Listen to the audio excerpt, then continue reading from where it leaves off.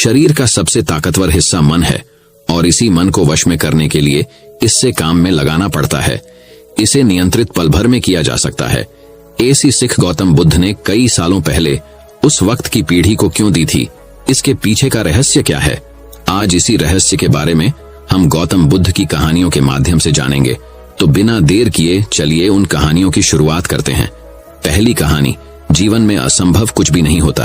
पुराने गुरुकुल में एक सुबह एक गुरु अपने शिष्यों को प्रवचन दे रहे थे। वो शिष्यों से कह रहे थे कि जब कभी भी आप शांत मन से बैठकर सोचेंगे तो आप यह महसूस करेंगे कि ये ब्रह्मांड, ये प्रकृति, ये सबको समान रूप से अवसर देते हैं या हर एक के लिए अपार संभावनाएं हैं, अथाह भंडार है जो जितना चाहे ले सकता है। लेकिन साथ ही साथ आप यह भी महसूस करेंगे कि हमें लेना नहीं आता, हमें हासिल करना नहीं आता, क्योंकि किसी भी चीज को हासिल करने का एक तरीका होता है, एक विधि होती है और कुछ ऐसे सूक्ष्म रहस्य है जिनका अभ्यास करना ही उस सफलता का आधार होता है, उस सफलता को पाने का सही तरीका होता है। कौन है ऐसा जो सफल नहीं होना चाहता? कौन है ऐसा जो खुश नहीं रहना चाहता? मगर फिर वो ऐसी कौन सी चीज है जो हमें ये सब पाने से रोकती है? वो है हमारे खुद के नकारात्मक विचार, वो है हमारी खुद से होने वाली नकारात्मक बातचीत। और हमारा मन खुद ही ऐसे विचार पैदा करता रहता है जो हमारे आत्मविश्वास को कमजोर बना देता है और हमें विश्वास दिला देता है कि हम उस सफलता के लायक नहीं। और यही वह सूक्ष्म रहस्य है, अपने मन में चल रहे विचारों को एक सही दिशा देना, उन्हें नकारात्मक से सकारात्मक की ओर मोड़ना, खुद से की जाने वाली मानसिक बातचीत को सही करना और खुद पर विश्वास करना। गुरु ने आगे कहा, क्या आपके अंदर कुछ ऐसा है जो आपको मुश्किल से मुश्किल वक्त में भी हार नहीं मानी देता? लोग जब उदास और परेशान होते हैं तो अक्सर वो सब कर बैठते हैं जो उन्हें नहीं करना चाहिए। नकारात्मक भावनाओं की वजह से कई बार हमारे अंदर की बुराई बाहर आ जाती है और हम गलत कदम उठा लेते हैं। गुरु ये सब बोल ही रहे थे कि तभी एक शिष्य खड़ा होता है और गुरु से प्रश्न करता है, गुरुदेव, क्या आप हमें बता सकते हैं कि हमें अपने अंदर की बुराई और नकारात्मकता का सामना कैसे करना है और जिंदगी को सकारात्मक विचारों के साथ कैसे जीना है? गुरु ने मुस्कुराते हुए कहा, खुश रहना उतना भी मुश्किल नहीं है जितना आप सोचते हैं। बस हमें हर सुबह और शाम अपने विचारों को सही दिशा देना है। हर नया सवेरा एक उम्मीद लेकर आता है, क्योंकि हर नए दिन के साथ नए सपने, नई उम्मीदें और नए मौके मिलते हैं। इसीलिए अपने हर दिन का दिल से स्वागत करो। कौन जाने कल क्या होगा, क्योंकि आने वाला समय तो किसी ने नहीं देखा है ना। अक्सर हम सभी सोचते हैं कि हमारे सामने एक लंबी जिंदगी पड़ी है। ये बात सच है, लेकिन यह भी एक सच है कि जिंदगी का कोई भरोसा नहीं, कब क्या हो जाए कहना बड़ा मुश्किल है। इसीलिए हर दिन को अपना एक नया जन्म समझकर जीना शुरू करो, क्योंकि इस सोच के साथ जीवन जीने से आप कभी दोबारा उदास महसूस नहीं करेंगे, बल्कि आप खुद से और अपने करीबी लोगों से और भी ज्यादा प्रेम करने लगेंगे। और फिर जो भी करेंगे पूरे जोश और उत्साह के साथ करेंगे। आपका हर दिन हंसी और खुशी के साथ बीतेगा। गुरु ने आगे कहा, अगर आप सफलता चाहते हैं तो आपको कुछ समझौते भी करने पड़ेंगे। जीवन का यही नियम है, अपनी आराम की स्थिति में रहते हुए आप कभी कुछ बड़ा हासिल नहीं कर सकते। जीवन में बदलाव लाकर ही आप उसे एक नई दिशा दे सकते हैं। इसीलिए हर बदलाव का खुले मन से, खुले दिल से स्वागत करो। जो लोग समय के साथ बदलना सीख जाते हैं, सफलता भी उन्हीं को मिलती है। अगर आपको लगता है कि आपकी जिंदगी में बहुत मुश्किल है और आप परेशान हो चुके हैं, तो आपको मुश्किलों का सामना करने के प्रति अपने नजरिए को बदलना होगा, अपने सोचने के तरीके को भी बदलना होगा। चाहे कोई सा भी बदलाव आए और वहीं कितनी ही मुश्किलें क्यों न लगें, आप बस उसका सामना कीजिए। आपको शायद नहीं पता, पर आप अपनी सोच से कहीं ज्यादा मजबूत हैं और आपकी जिंदगी में जितनी मुश्किलें आएंगी आप उतने ही मजबूत होते चले जाएंगे, क्योंकि हर मुश्किल एक नया अनुभव, एक नया सबक देकर जाती है और फिर आपको सफल होने से कोई नहीं रोक पाएगा और आपकी जिंदगी खुशियों और कामयाबियों से भर जाएगी। बुरे काम करके ये मत सोचो कि अब आपके साथ कुछ अच्छा होगा। अगर जिंदगी में सब कुछ अच्छा चाहिए तो फिर अच्छा ही सोचना होगा और अच्छा ही करना होगा, तभी आप पर इस ब्रह्मांड की मेहरबानी होगी। इसीलिए अपनी सोच और अपने कर्म पर सही नियंत्रण रखो। हम दुनिया को किस नजर से देखते हैं, यह काफी हद तक हमारी अपनी सोच पर निर्भर करता है। एक नकारात्मक मानसिकता वाले व्यक्ति को दुनिया में सिर्फ बुरा ही बुरा दिखता है, जबकि सकारात्मक सोच हमें जीवन के उन चीजों की अहमियत करवाती है जो अभी हमारे पास हैं और उस ब्रह्मांडीय शक्ति की कृपा से हमें मिली है। गुरु ने आगे कहा, अपने मन को शांत रखना सीखो। दिन भर की भागदौड़ के बीच खुद को शांत रखने का कोई तो तरीका सीखो। एक शांत मन के साथ हमें अपने अंतरात्मा में झांकने का मौका मिलता है और हम खुद से ही सवाल जवाब करते हैं, जैसे कि मैं कौन हूं, मेरे जीवन का उद्देश्य क्या है, क्या मैं एक अच्छा इंसान हूं, क्या मैं एक अच्छा पिता या पति हूं, या क्या मैं एक अच्छा बच्चा हूं। आप जितनी गहराई से अपनी अंदर झकेंगे उतना ही ज्यादा खुद को जान जाएंगे। आप अपने आसपास की चीजों को समझने लगेंगे, लोगों का स्वभाव और उनको समझने लगेंगे। फिर आप चीजों और लोगों को लेकर बात बात पर परेशान और उदास होना छोड़ देंगे। आपको यह एहसास होने लगेगा कि आपके किसी भी काम का क्या असर पड़ेगा। किसी भी काम से अगर आपको दुख पहुंचे तो उस काम को मत कीजिए, और जो चीज खुशी दे उसे जरूर कीजिए। फिर देखिए आपकी जिंदगी में कैसा ठहराव आता है। हमें जिंदगी एक बार ही मिलती है तो क्यों ना इसे भरपूर तरीके से जिए। जो दिल करे वो करो, खुद को बंदरों में मत बांधो। लेकिन हाँ, इस बात का भी ध्यान रखो कि वो मनमानी ना हो, बुद्धिमानी हो और आपके भीतर की आवाज हो। इसीलिए कुछ भी करने से पहले अपनी अंतरात्मा की आवाज सुनो।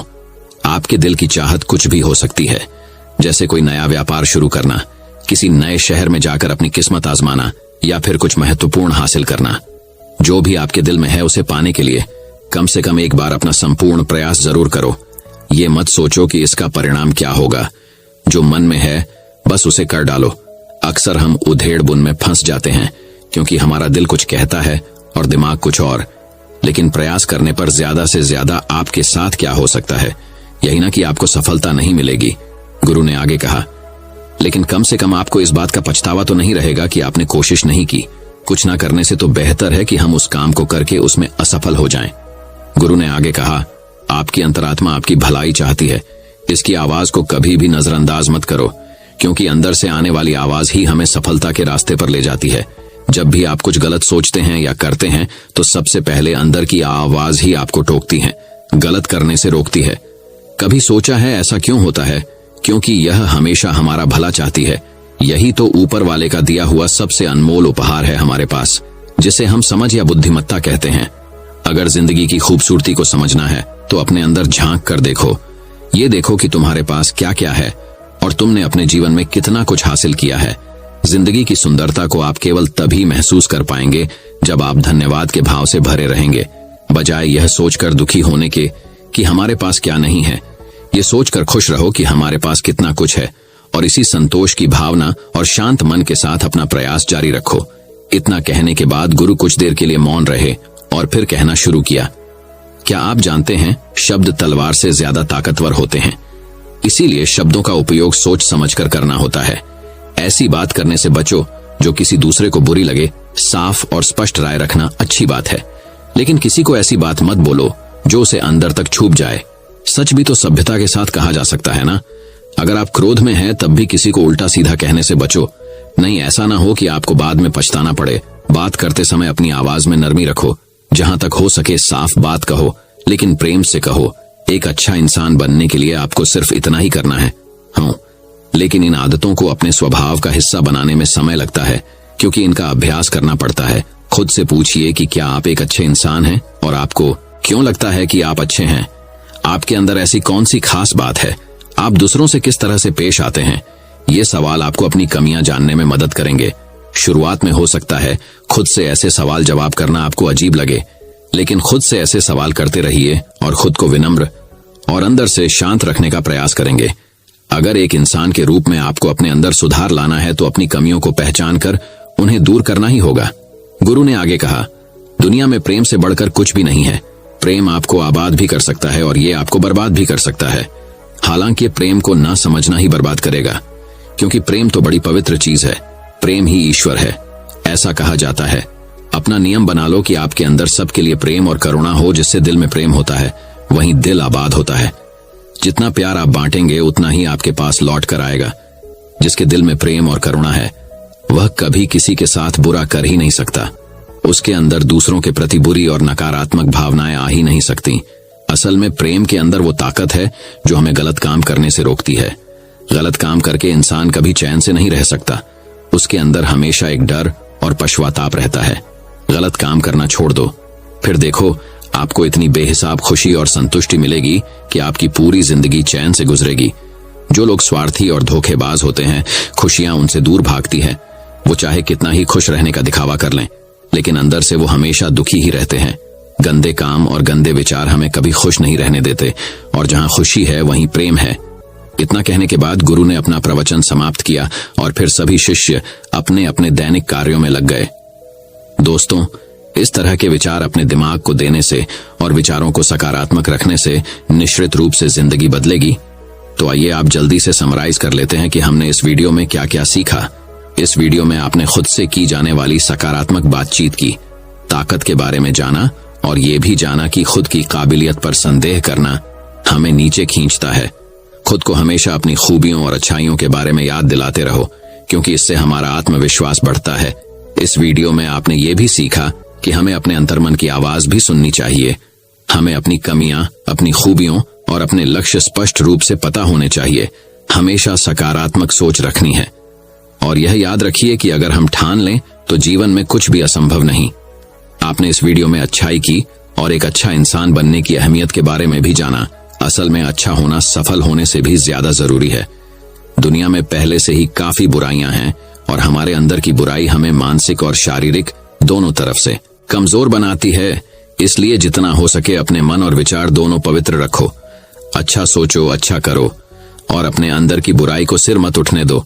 ये सब करना हमारे ऊपर ही तो है। जहां भी जाओ लोगों का भला करने का प्रयास करो, क्योंकि इससे जो खुशी मिलती है वो कभी फीकी नहीं पड़ती। इस दुनिया में अच्छे लोगों की बेहद कमी है, इसलिए जितना हो सके अच्छा सोचो और अच्छा करो। तो फिर देर किस बात की है, आज और अभी से अपने सपने पूरे करने में जुट जाओ। तो चलिए दोस्तों, अब बढ़ते हैं हमारी दूसरी कहानी की तरफ। दूसरी कहानी, दिमाग की शक्ति वापस पाओ। दोस्तों, अक्सर हमारा दिमाग विचारों से भरा रहता है। हम लोगों के बारे में, अपने काम के बारे में, परिवार के बारे में, और वो सब सोचते रहते हैं। जो हमारे दिमाग में भरा रहता है वह कभी भी साफ नहीं होता है और इसीलिए हमें वह सब बार बार याद आता है और हम दुखी और चिंतित रहते हैं। लेकिन इस कहानी से आप अपने मन को अच्छी तरह से साफ कर पाएंगे। आप अपने मन की धुलाई खुद कर सकते हैं। बस इस कहानी को पूरा पढ़े। एक बार एक गुरु और शिष्य एक सुनसान जंगल से गुजर रहे थे। तभी शिष्य अपने गुरु से एक सवाल करता है, गुरु जी, ऐसा क्या होता है कुछ लोगों के पास कुछ भी नहीं होता लेकिन फिर भी वो सुखी रहते हैं, आनंद में रहते हैं, और कुछ लोगों के पास सब कुछ होते हुए भी उदासी उनके चेहरे से साफ दिखाई देती है। गुरु ने एक मुरझाए हुए फूल की तरफ इशारा करते हुए अपने शिष्य से कहा कि ये सोचने की और समझने की बात होती है। अगर ये फूल ये सोचेगा कि मैं कल मुरझा गया था, या फिर ये सोचेगा कि मैं भविष्य में फिर से मुरझा जाऊंगा, तो ये कभी भी खुलकर पूरे तरीके से खिल नहीं पाएगा। अपने सुंदर स्वरूप में यह कभी भी आ नहीं पाएगा और अपनी खुशबू से इस प्रकृति में बिखेर नहीं पाएगा। उसी प्रकार इंसान अपने अतीत की यादों में खोया रहता है या फिर अपनी भविष्य की कल्पनाएं करता रहता है। भविष्य के दुखों के बारे में सोचता रहता है या भूतकाल में जो उसके साथ बुरा घटित हुआ है उसके बारे में सोच सोच कर वो अपने भविष्य के लिए चिंतित होता रहता है। तो ऐसा मनुष्य जीवन में कभी भी सुख अनुभव नहीं कर सकता। यह समझने की बात होती है कि जीवन हमेशा वर्तमान में होता है। अतीत और भविष्य की कल्पनाएं हमेशा मनुष्य को मृत्यु की तरफ लेकर जाती है। इसलिए यह जरूरी हो जाता है कि जिस प्रकार हम अपने शरीर की देखभाल करते हैं उसे बीमारियों से दूर रखने के लिए उसकी अंदर से गंदगी भी साफ करते रहते हैं, उसी प्रकार समय समय पर हमें अपने मन और मस्तिष्क की भी गंदगी साफ करते रहना चाहिए, उसकी धुलाई करते रहना चाहिए। इससे आपकी बुद्धि की क्षमता तो तेज होगी ही होगी, साथ ही साथ आप हमेशा आनंद में रहने का रहस्य जान पाओगे। शिष्य ने सवाल किया कि गुरुदेव, इससे पहले कि हम मन और मस्तिष्क पर चर्चा शुरू करें, इससे पहले मैं ये जानना चाहता हूं कि जिन लोगों के पास सब कुछ होता है वो दुखी क्यों रहते हैं, और जिन लोगों के पास कुछ भी नहीं होता अक्सर वो आनंद में क्यों होते हैं? ये रहस्य क्या है? इसके पीछे क्या कारण हो सकता है? गुरु ने उत्तर दिया कि कुछ लोग जीवन में सब कुछ हासिल कर लेते हैं और सब कुछ हासिल कर लेने के बाद उन्हें सब चीजों की व्यर्थता पता चल जाती है। ऐसे लोगों को अक्सर ये एहसास जकड़ लेता है कि मैंने जीवन में जो कुछ भी पाया, जो कुछ भी किया, उससे भले ही मैंने सुख सुविधाएं हासिल कर ली हो, लेकिन मन की शांति अभी भी बहुत दूर है, अधूरी है, उस तक मैं पहुंच नहीं पाया। सब कुछ पाकर भी मैं अपने मन को जान नहीं पाया। और जब इंसान को ऐसा लगता है तो उसे महसूस होता है कि जो भी उसने कमाया वो कौड़ियों के भाव का था। उसने अपना जीवन बेकार की चीजों में यूं ही व्यर्थ कर दिया। और वहीं पर जिस इंसान के पास जीवन में कुछ भी नहीं होता है उसके पास एक उम्मीद होती है, उस सब कुछ पाने की लालसा रखता है, और वही लालसा, वही इच्छा उसको जीवन में खुश रखती है, आगे बढ़ाती है, ऊर्जा से भरा हुआ रखती है। गुरु ने अपने हाथ से एक सूखे पेड़ की तरफ इशारा करते हुए कहा कि शिष्य, कभी तो यह पेड़ भी हरा भरा रहा होगा, फलों से लदा हुआ रहा होगा। अनेक प्रकार के पक्षी और जानवर इस पर आते होंगे, इसके फलों को खाते होंगे। उस समय इस पेड़ को भी यह पता नहीं होगा कि एक दिन तुम सूख जाओगे और तुम्हारी हालत इतनी बदतर हो जाएगी कि तुम किसी को छांव तक नहीं दे पाओगे, तुम्हारे ऊपर पत्ते तक नहीं रह जाएंगे। फल तो दूर की बात रही। उसी प्रकार मनुष्य अपने जीवन की दौड़ में यह भूल जाता है कि जिस दौड़ में वह सबसे आगे निकलने की कोशिश कर रहा है, उसका अंतिम चरण तो मृत्यु ही है। काश वो कभी इस दौड़ से अलग हटकर ये देख पाए कि इसका अंतिम चरण तुम्हें कहीं नहीं पहुंचाएगा, कि जिस दौड़ को वो सबसे आगे निकलकर जीतने के ख्वाब देख रहा है, उसका अंतिम चरण मृत्यु ही है। काश वो कभी जीवन की दौड़ में ठहरकर ये देख पाए कि इसका अंतिम चरण क्या होगा, तो वो उन कामों को तेज आंचली दे सकता है जो व्यर्थ है, जो बेकार है, और ऐसे कार्यों की तरफ आगे बढ़ सकता है जो उसके जीवन में आनंद पैदा करते हो, जो उसके जीवन को एक नई दिशा देते हो। गुरु ने खुद की तरफ इशारा करते हुए समझाया कि एक योगी वो होता है जो जीवन की दौड़ में ठहर जाता है, जो ये समझ लेता है कि जीवन का अंतिम चरण तो मृत्यु ही है। इसलिए वो जीवन में सुख सुविधाएं हासिल करने की बजाय खुद के मन और मस्तिष्क को एक नए आनंद की तरफ ले जाने का प्रयास करना शुरू कर देता है। शिष्य ने सवाल किया कि गुरुदेव, क्या एक ग्रस्त जीवन में जीने वाला मनुष्य उस आनंद की प्राप्ति नहीं कर सकता? और अगर कर सकता है तो उसे किस प्रकार शुरुआत करनी चाहिए? बिल्कुल कर सकता है, गुरुदेव ने उत्तेजित होकर उत्तर दिया। अगर सभी मनुष्य उस आनंद की प्राप्ति के लिए योगी बनने का निश्चय कर लें तो इससे तो प्रकृति का चलन ही रुक जाएगा। उसकी जो व्यवस्था है वो बिगड़ने लगेगी। एक सच्चा योगी अपने जीवन में खोज करता है और खोज करने के बाद वो ग्रस्त जीवन में किस प्रकार आनंद को प्राप्त किया जा सकता है वो तरीके सभी को बताता है, ताकि मनुष्य अपने ग्रस्त जीवन का पालन करते हुए उस आनंद की प्राप्ति भी कर सके। गुरु ने खुद को संबोधित करते हुए उत्तर दिया कि मैंने अपने जीवन में जो खोज की है उसके अनुसार मनुष्य को समय समय पर अपने मन और मस्तिष्क की सफाई करते रहना चाहिए। मनुष्य अपने शरीर पर तो ध्यान दे लेता है, लेकिन अपने मन और मस्तिष्क को वो भूल जाता है, उस पर कभी ध्यान नहीं देता, और उसी वजह से मन और मस्तिष्क बूढ़े होते चले जाते हैं। उनमें जवानी नहीं रह जाती, और जब उनमें जवानी नहीं रह जाती तो उनमें नयापन और ताजगी नहीं रह जाती, जिसकी वजह से एक इंसान उदासी से भर जाता है। मन और मस्तिष्क की गंदगी क्या होती है, पहले मैं तुम्हें यह बताता हूं। हर मनुष्य के जीवन में कुछ ऐसी घटनाएं घटती हैं जिनका उसके मनोमस्तिष्क पर बहुत गहरा असर पड़ता है। वो जीवन पर्यंत उन घटनाओं को भूला नहीं पाता है, और वही घटनाएं उसके मन में पूरी तरह से पक्की बैठ जाती है, जो उसके मन में गांठ पैदा कर देती है। और भविष्य में जब भी वो कोई काम करेगा तो ये घटनाएं उसको प्रभावित करेंगी, उसके विचारों को, उसके निर्णय को पूरी तरह से बदल कर रख देंगी। ऐसे मनुष्य की दृष्टि भी भ्रमित हो जाती है, वो सत्य स्वरूप को नहीं देख पाता, वो चीजों को उन घटनाओं से जोड़कर भ्रमित तरीके से देखता है। उदाहरण के लिए, अगर किसी बुरी आंखों वाले आदमी ने आपको धोखा दे दिया तो अब जीवन पर्यंत बुरी आंखों वाले आदमी को हमेशा धोखेबाज समझते रहेंगे, उस पर कभी पूर्ण रूप से विश्वास नहीं कर पाएंगे।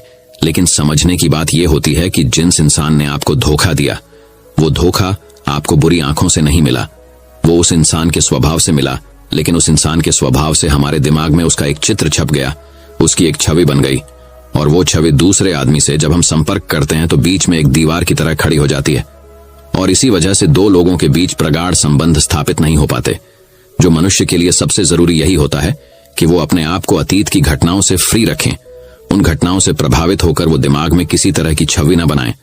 कुछ लोग इस बात पर यह सवाल खड़ा कर सकते हैं कि फिर जीवन के अनुभव किस काम आएंगे, लेकिन समझने की बात यह होती है कि हम जीवन के अनुभवों से भी भ्रमित तरीके से ज्ञान लेते हैं, सही तरीके से उनसे सीख ले ही नहीं पाते। ठीक उसी प्रकार जिस तरह उस बुरी आंखों वाले की आंखें जिम्मेदार नहीं थीं धोखा देने के लिए, उसका स्वभाव जिम्मेदार था। लेकिन मनुष्य अपने अनुभव में उन बुरी आंखों को याद रखेगा, उस स्वभाव को भूल जाएगा। शिष्य अपने गुरु की बातों में इतना खो गया कि उसे चलते चलते जंगल के रास्ते में पड़े हुए कांटे दिखाई नहीं दिए, और अचानक उसके पैर में एक कांटा चुभ गया।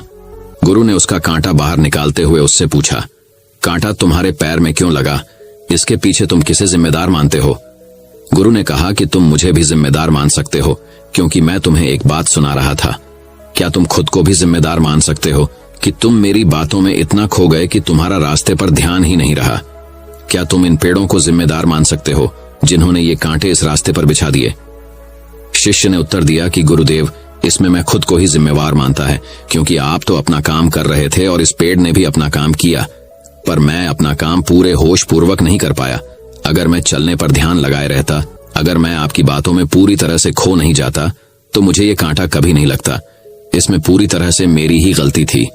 गुरु ने अपने शिष्य की पीठ थपथपाते हुए आगे कहना शुरू किया कि जो घटनाएं हमारे मन को प्रभावित करती हैं, जरूरी हो जाता है कि उन घटनाओं को हम किसी भी तरह अपने मन से बाहर निकाल दें, और उसके लिए सबसे सरल तरीका है कि अपनी भावनाओं को व्यक्त करना सीखो। उसे अपने दिल में, अपने मस्तिष्क में बिठाकर मत रखो।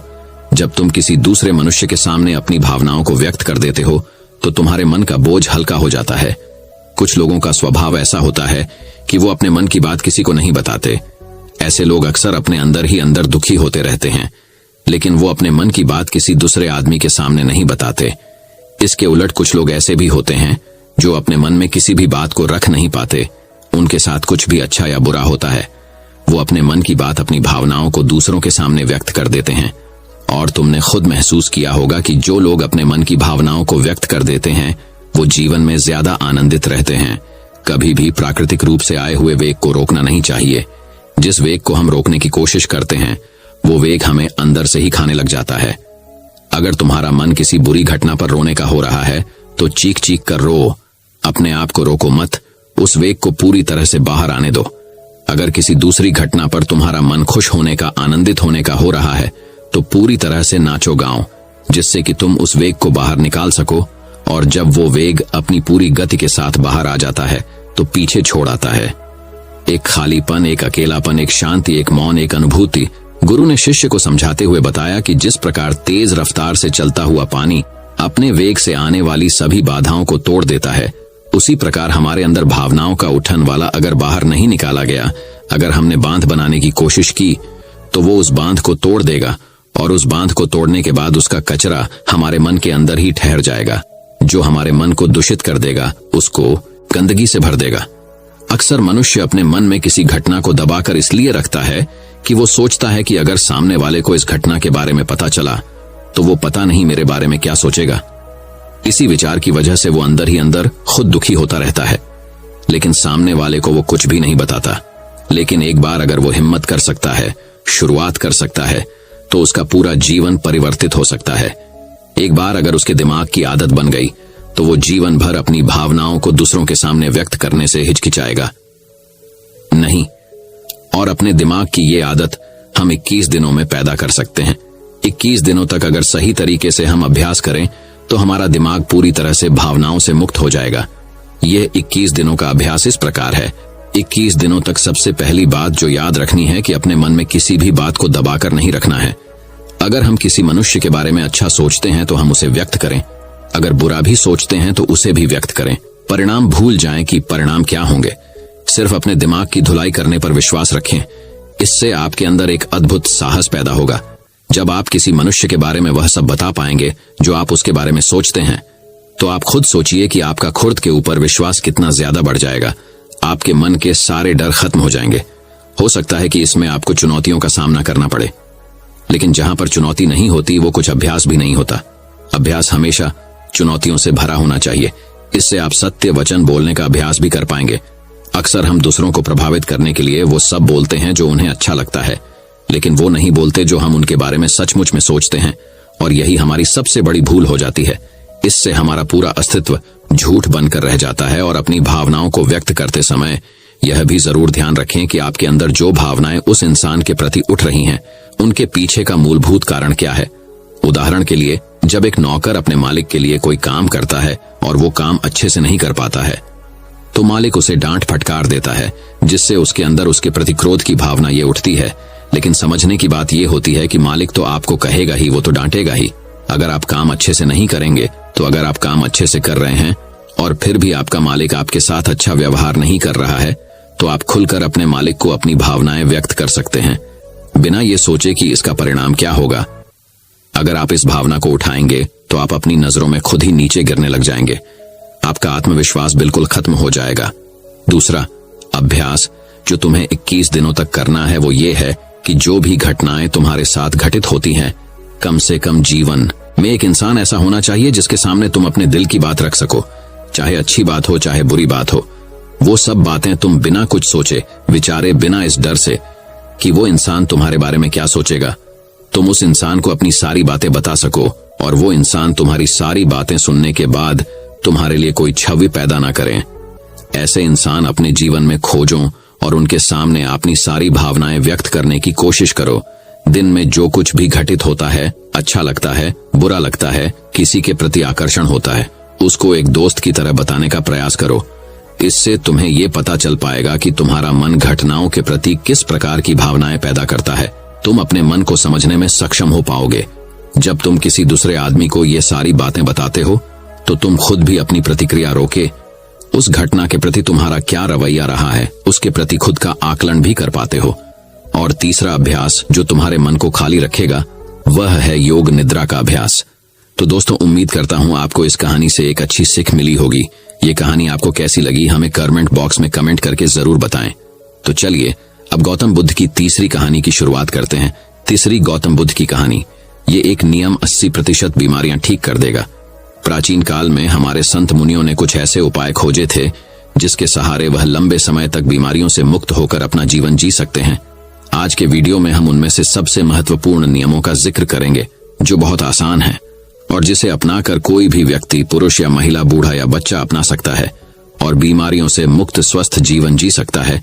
इस नियम को समझने के लिए सबसे पहले यह समझें कि प्राचीन काल में हमारे संत मुनि कभी भी सूर्यास्त के बाद भोजन नहीं करते थे। चरक संहिता में इसका कारण बताते हुए कहा गया है कि मानव शरीर में जठराग्नि होती है जो पाचन क्रिया को नियंत्रित करती है, जिसे कुछ लोग पाचक अग्नि के नाम से भी जानते हैं। और यह जठराग्नि यानी पाचक अग्नि सूर्य के संपर्क में आने पर अच्छे से काम कर सकती है। और जब कोई व्यक्ति सूर्य डूबने के बाद भोजन करता है तो रात के समय उसकी पाचक अग्नि सक्रिय नहीं होती है, जिसके कारण धीरे धीरे पाचन क्रिया में बाधा उत्पन्न होने लगती है और इसके कारण समय के साथ शरीर में बीमारियां उत्पन्न होने लगती हैं। यहीं से सभी रोगों की जड़ का जन्म होता है। अगर इस जड़ को यहीं खत्म कर दिया जाए, मिटा दिया जाए, तो शरीर जीवन भर रोगों से मुक्त रह सकता है। अब समझने वाली बात यह है कि जब हमारी जठराग्नि यानी पाचन अग्नि ठीक से काम नहीं करती है तो हमारी प्राण शक्ति को काम करना पड़ता है और हमारी प्राण शक्ति एक समय में एक ही काम अच्छे तरीके से कर पाती है। जब हमारी महत्वपूर्ण ऊर्जा पाचन में शामिल होती है तो हम गहरी नींद नहीं ले पाते हैं और इसी कारण से कुछ लोग 8-8, 10-10 घंटे की नींद लेने के बाद भी सुबह थका हुआ महसूस करते हैं। इसका कारण यही है, प्राण शक्ति की ऊर्जा जो रात के समय हमारे शरीर को अंदर से ठीक करती है, उसकी मरम्मत करती है। फिर यही ऊर्जा रात के समय जब मनुष्य सोता है तो उसके शरीर के रोगों को ठीक करने में अपना समय व्यतीत करेगी और धीरे धीरे इससे आपका शरीर अपने आप ही अपने रोग ठीक कर लेगा। लेकिन इसके लिए आपको अपना रात का खाना सूरज डूबने से पहले करना होगा ताकि सूरज के संपर्क में रहने वाली आपकी पाचन अग्नि बेहतर तरीके से काम करे। ये आपके भोजन को जल्दी पचाने में मदद करेगा, जिससे आपकी जीवन शक्ति अन्य कार्य कर सकेगी। मान लीजिए कि आप शाम को 6 से 7 बजे के बीच खाना खाते हैं, इसके बाद आप 9 से 10 बजे के आसपास सो जाते हैं, तो इन 2 से 3 घंटों में आपका ज्यादातर खाना पच जाता है और बाकी का भोजन रात्रि के 1 बजे तक पूरी तरह से पच जाता है। और उसके बाद आपकी जीवन शक्ति आपके शरीर की मरम्मत करने लगती है, आपके शरीर की बीमारियों को ठीक करने में लग जाती है। और यही वह समय होता है जब आपका शरीर खुद को डिटॉक्स करना शुरू कर देता है। इसी प्रक्रिया को अर्ध उपवास कहा जाता है, जिसकी पूरी अवधि 16 घंटे की होती है। लेकिन जो लोग दिन में 16 घंटे उपवास करने में सक्षम नहीं है, वो 12 घंटे से शुरुआत कर सकते हैं। यानी कि अगर आपने रात्र को 7 बजे भोजन किया है तो आप अगले दिन सुबह 7 बजे ही भोजन करें, जिससे कि आपकी बॉडी को तकरीबन 6 घंटों का समय मिलता है खुद को रिपेयर करने का। इस अर्ध उपवास में हमारे शरीर में क्या प्रक्रिया घटित होती है, पहले इसको समझिए। जब हम अर्ध उपवास करते हैं तो हमारे शरीर को पूरी तरह से भोजन नहीं मिलता, इसीलिए शरीर अपनी जरूरतों को पूरा करने के लिए अपनी कोशिकाओं में जो बैक्टीरिया होते हैं उनको ही खाना शुरू कर देता है और इसी वजह से हमारी कोशिकाओं का अपने आप शुद्धिकरण होने लगता है। वैज्ञानिक भाषा में इसे ऑटोफेजी कहा जाता है, जिसका मतलब होता है बॉडी को सेल्यूलर लेवल पर डिटॉक्स करना।